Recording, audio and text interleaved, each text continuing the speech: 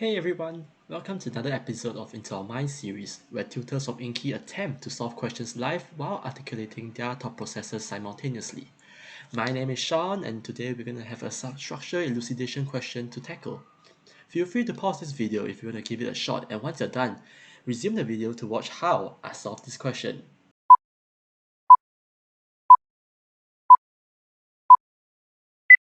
So without further ado, let's take a look at this question. What I usually do first when I see a structural elucidation question is to look at the command word, which in this case is a deduce command word. So let's take a look at the abstract. So we have a compound P, which at first glance doesn't seem to mean that it is a aromatic compound. Why is that so? So yeah, not an aromatic compound. Why is that so? Because the C to H ratio is a 1:1, as you can see from the C7H11. So this means that there's no way that it could be an aromatic compound, but rather an aliphatic one. Okay, so looking at the first sentence, it undergoes elimination to form only one product. So, firstly, what are the functional groups that can undergo elimination in our syllabus? One of which is a alcohol group, and one of which is a halogen, which in this case is our Br. Okay, so this sentence doesn't give me much information so far, but the only one alkene strikes to me that in the long run, or sooner or later, we'll be using this information to help us eliminate one option which give us compound P. But for now, let's just take it with a pinch of salt and carry on. So P does not react with SOCl2. Okay, this sentence is much more revealing because SOCl2, if you recall, is a nucleophilic substitution reaction. I'm just gonna write substitution reaction. So what does it nucleophilic substitute with? There are only two functional groups that can undergo nucleophilic substitution with SOCl2. Firstly, it's a carboxylic acid, and secondly, it is a alcohol group. And in this case, if P doesn't react with SOCl2, this rules out the fact that an carboxylic group or an alcohol group is not present in P. So this leaves us with the fact that Br was the one that undergo elimination to form only one alkene. Okay, we're getting somewhere. So moving on, when P is heated with aqueous sodium hydroxide, two products Q and R are formed. Instinctively, when I see that a product can be broken down into two different products using heat and alkaline, I'll be thinking of alkaline hydrolysis. So what are the products, what are the functional groups that can undergo alkaline hydrolysis in our syllabus? Firstly is an ester group, and secondly it is an amide group, because they can have their CO and CN bond cleave during a hydrolysis reaction. But in this case, we know that there's no N in the compound P, so this rules out it's an amide structure, and thus we can deduce that two of the oxygens form the ester group. So what can the ester group become after undergoing alkaline hydrolysis? So let's draw it here, I guess. Alkaline hydrolysis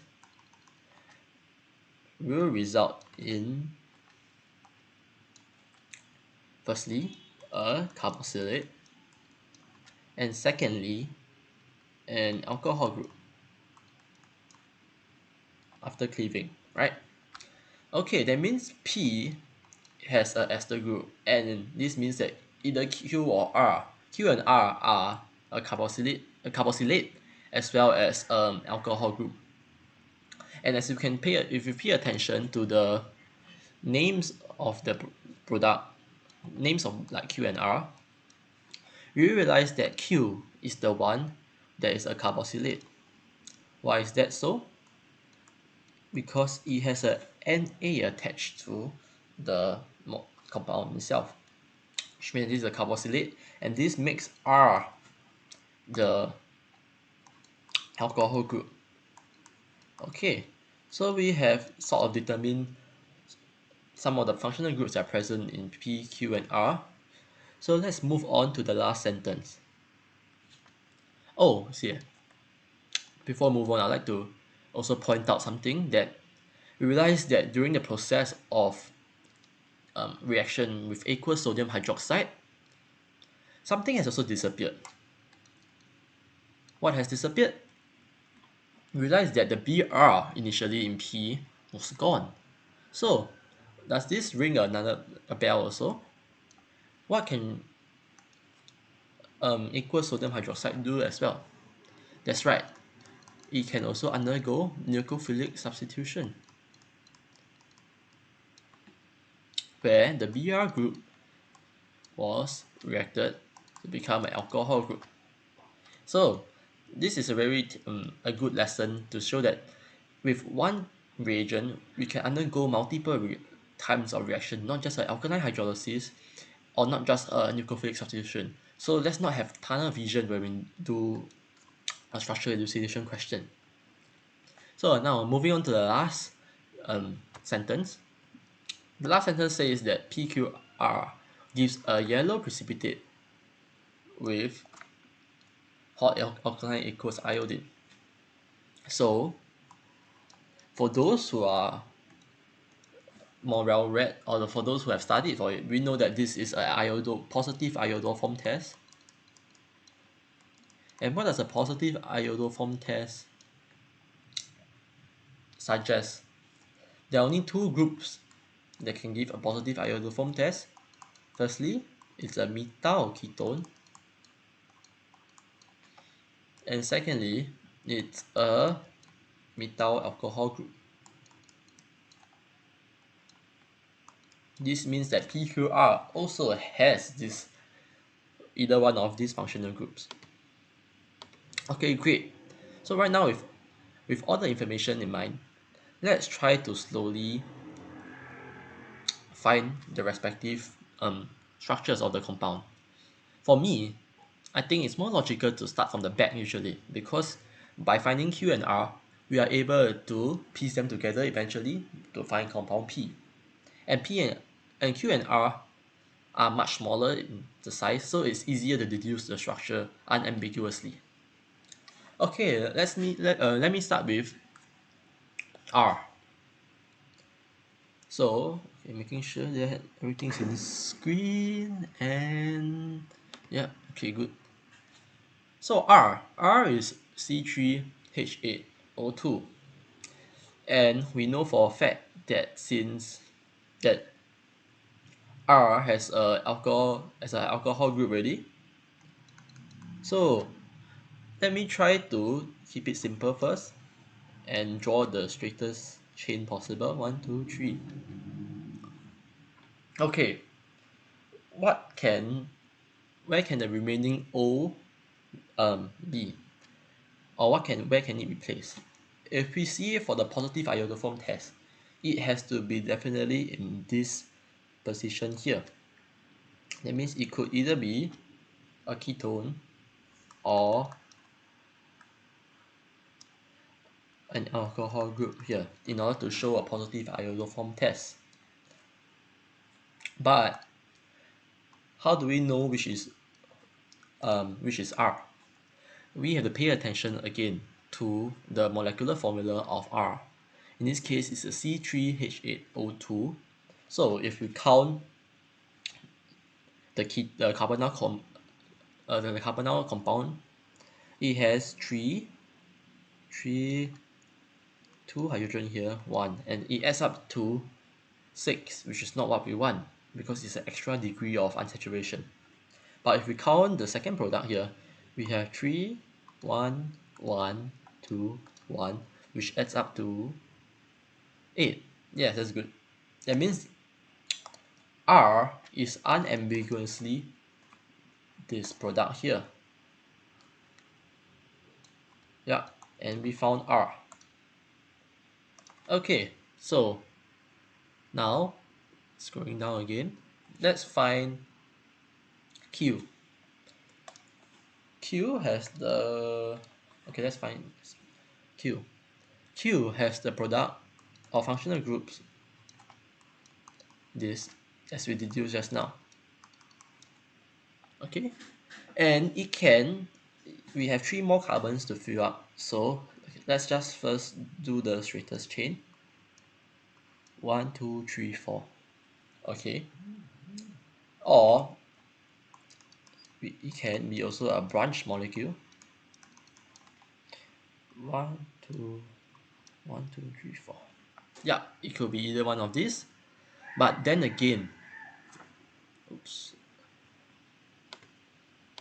Then again, if we pay attention to the positive iodoform test, we realize that the branch molecule will never work.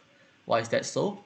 Because it is impossible to place either the carbonyl functional group or the alcohol group in either of the carbon positions to give you the positive iodoform test functional group needed. So this rules out the fact that it is a branch molecule, and means that this the straight is a straight chain with the carbonyl compound functional group or the alcohol group in this position. So yes, we can have 2 possibilities again, either this or either this.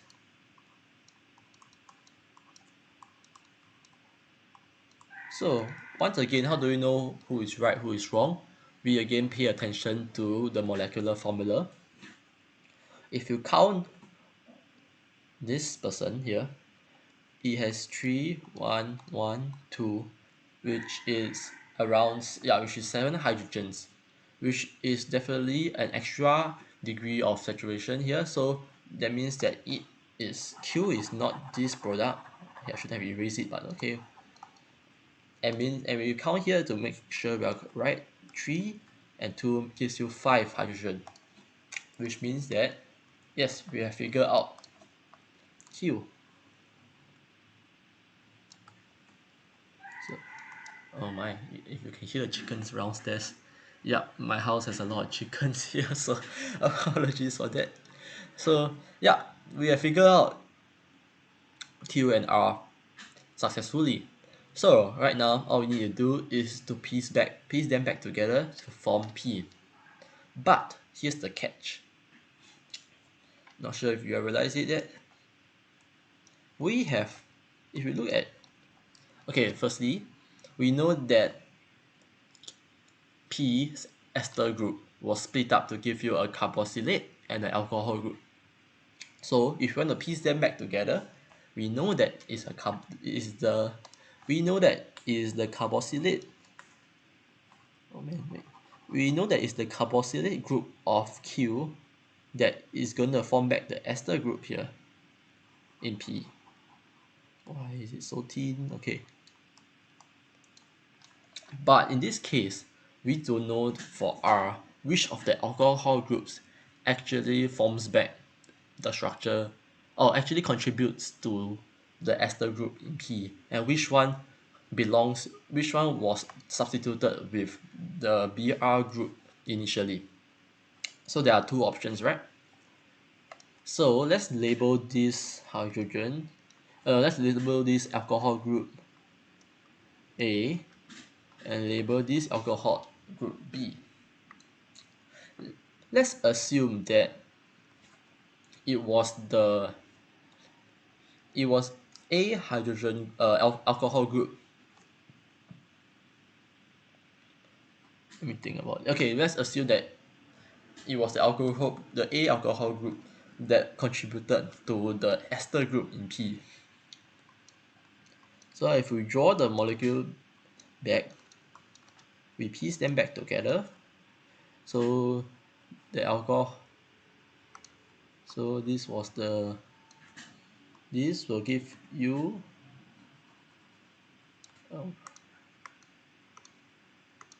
sorry.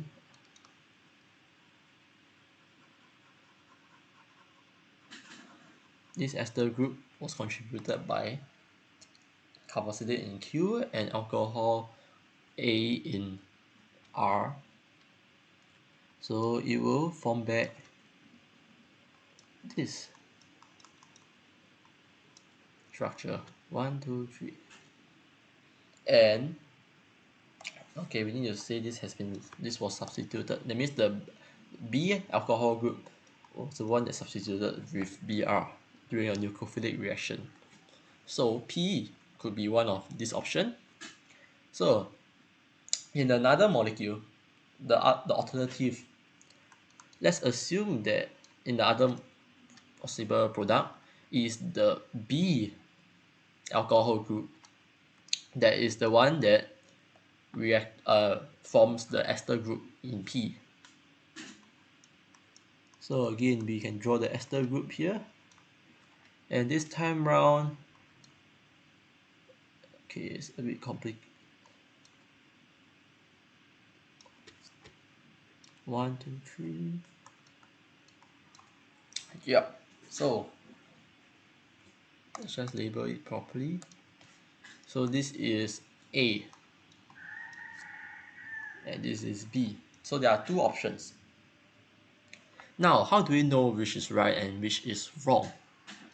Finally, if we scroll back up again, we realize that in the first sentence I said before that only one alkene product, the phrase only one alkene that is formed is going to be very useful in the long run, which is now. So now let's go to the topic on elimination. So what do you need for elimination to happen? First, you need the halogen group Br, as well as a adjacent hydrogen to the carbon attached to the Br group. Yeah, adjacent hydrogen. So let's look at A. So there are two choices, one here and two here, where there are adjacent hydrogens attached to the near the carbon with the Br group. While for B, there's only one option here, one option of a hydrogen that is adjacent to the carbon attached to the Br group. So that means during the elimination reaction, where are the possible alkene CC double bond that can be formed for A?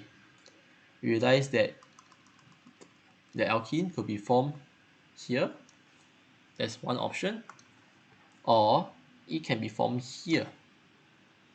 Well, for B, there is unambiguously only one alkene product that can be formed, which is here. So now, with that in mind, can we deduce what is compound P already? Yes, we can, because as we know, compound P only forms one alkene product, which means that structure A is definitely wrong, since you can form two alkene products when Br undergoes elimination with either one of the hydrogens. But for B, it's unambiguously only one alkene product formed. Therefore, we can now write our answer to score marks. So we have Q, R, and last but not least, P. Okay, let's tidy it up. And yeah. Okay, I'll pause the video right here. Hi, so this is how my answer will look like in the exam if I were to do this question. As I mentioned at the start, when I do a deduction table, there will always be an observation in one column and a deduction in the other column. Where the deduction column, what I will write is usually, firstly, to write the reaction name and the functional groups that are present. And last but not least, other peculiar deductions and observations. For example, in this case, for the first line, I know that since only one alkene is formed, I can deduce that the carbon that is attached to the Br is adjacent to only one hydrogen atom. So yeah, all these deductions, since these deductions is only worth 3 marks, you don't have to write all these deductions, but at the same time I may be also missing some other deductions, but I believe that this is generally enough to score the 3 marks that you need, and the other 3 marks goes to getting the structures right. Well, I forgot to mention at the start of the video that there are different approaches when it comes to doing a structural elucidation question. Some of you would like to fill up the deduction table first before figuring out the structures of the products, while some of you would like to do it the same way as I did, which is to annotate and scribble along the lines of the abstract, figuring out the compounds first before filling up the deduction table as a means to score the marks of deducing. Yeah. So, well, I believe that both methods definitely work, and both have their own pros and cons. The former definitely is much more time efficient than the other, while the latter will be much, I guess it will be much clearer to you when you as you do your thought process and your critical thinking along while analyzing it line by line. So for the sole purpose of this video, I wanted to do the annotation method in order to let you have a clearer insight to my thought process when I approach a structural elucidation question, where I can show you the different possibilities of a product that can be formed, as well as eliminate some of the possibilities as well as the functional groups. So I hope that after this video, it has given you much a better understanding of how I approach a structural elucidation question, and I hope you can apply it too when it comes to doing it a question like this in the future. So I hope that this video has been enlightening to you, and I hope that this 20 minutes is well spent. So I'll see you in the next video. Goodbye.